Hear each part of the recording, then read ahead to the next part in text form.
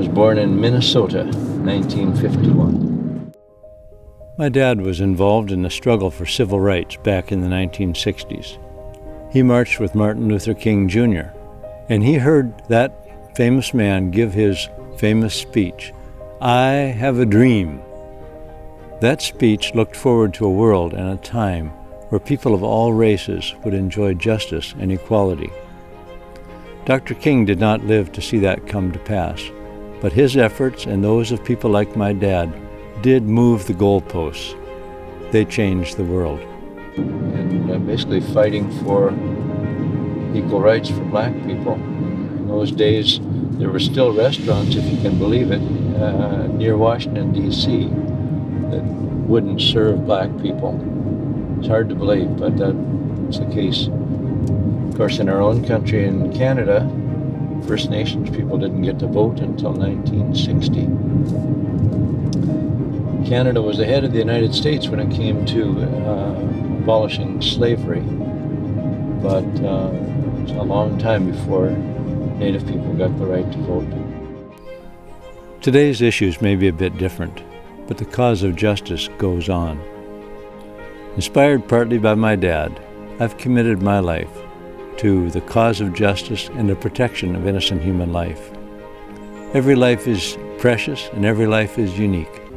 That's why my wife and I have dedicated our lives to the work of the CHP. I was not raised a Christian. I didn't even know what Christian values were. But even as a child, I was always interested in justice. And I think every kid who's ever lived has been concerned about justice. They don't want some other kid to hit them or take their stuff. And adults are just the same. We don't want someone messing with our stuff. We don't want someone messing with our lives. We want the freedom to live our lives and to speak about the things that we believe in. After my wife and I got married, and while we were raising our children, I worked with my hands.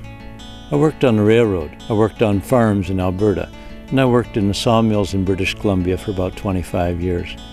I know what it's like to get up early in the morning, to go out there in the snow and rain, to get your hands dirty. And honest pay for an honest day's work is a good thing. All Canadians should have the opportunity and the experience of earning their own bread and feeding their family. When I wrap around, there's so many things that I can relate to. See this pile of pallets here? There was a time I was building pallets with a guy. See the railroad tracks over there? Yeah, I worked on the railroad for about 6 years in Alberta, pounding spikes, changing out rail, cutting out broken rails, tightening bolts.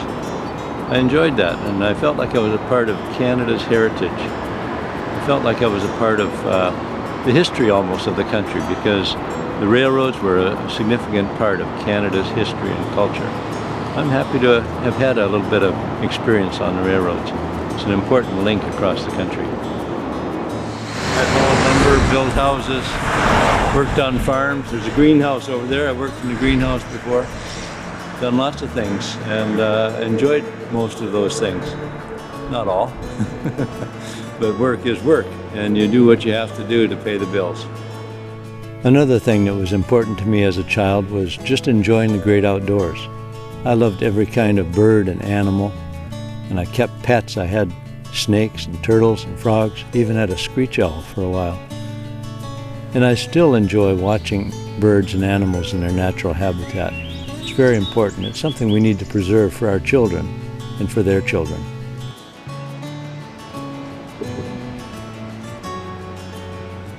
Here I am in somebody's bedroom. Somebody's found a place to sleep under a bridge. It's a shame in our society we gotta sleep out under a bridge. People do what they have to do to survive. Mankind is remarkably resilient that way. Some of these folks will end up being responsible citizens with jobs, and when I was 16, I slept under bridges. I hitchhiked across the country, rode the freights, and I don't regret having that experience. It helped me to grow up. I was 25 years old when I finally made a decision to believe in God. I'd had enough of trying to live my life without Him and found it just doesn't work. For the past 40 years, Canada has been trying to live without God.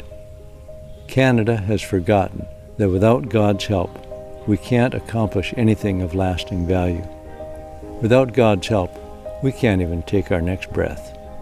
God has richly blessed us in this country.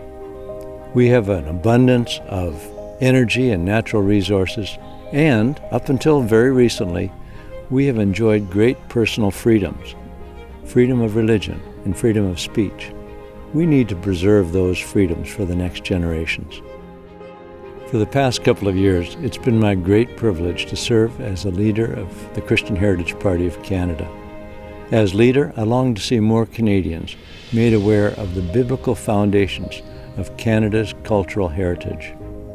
And besides a passion to restore respect for Canada's biblical morality, besides our interest in Canada's cultural heritage, my wife and I have a number of personal interests such as history, poetry, music, gardening, and, of course, family. We love watching our grandchildren growing up and developing their own skills and talents. We want them to grow up in a Canada free from political correctness, red tape, and twisted values. And for that reason, my wife and I are willing to sacrifice some of our own personal goals in order to give the next generation the benefits and the freedoms that we enjoyed when we were growing up. I hope you'll join me in dedicating yourself to the restoration of morality, the protection of liberty, and the unleashing of a new era of prosperity. Together, we can do this. Together, and with God's help, we can bring Canada back to her rightful place and stature. Well, that's my story. I'd like to hear your story. I'd like to hear how you plan to help the Christian Heritage Party make Canada a better place to live.